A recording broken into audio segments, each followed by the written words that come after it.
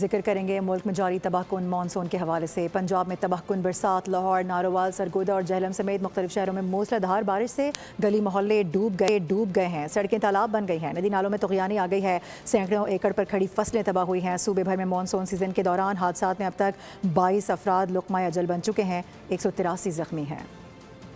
پنجاب میں مونسون کے ایک اور تگڑے اسپیل کی دھواں دھار انٹری، مختلف شہروں میں طوفانی بارشوں سے ہولناک تباہی۔ لاہور میں صبح سویرے بادل جم کر برسے، جل تھل ایک ہو گیا۔ بیدیاں روڈ اور گڑی شاہوں میں مکانات کی چھتیں گرنے کے 2 الگ الگ واقعات میں 7 افراد زخمی۔ موسلادھار بارش سے نشیبی علاقے زیر آب آ گئے، شہریوں کو شدید مشکلات کا سامنا۔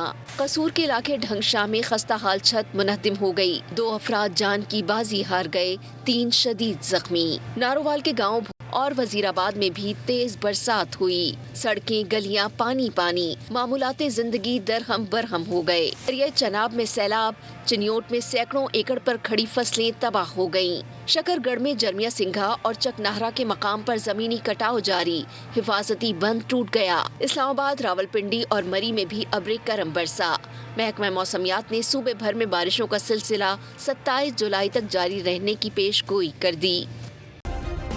سبسکرائب کریں اور بیل دبائیں تاکہ کوئی خبر رہ نہ جائے۔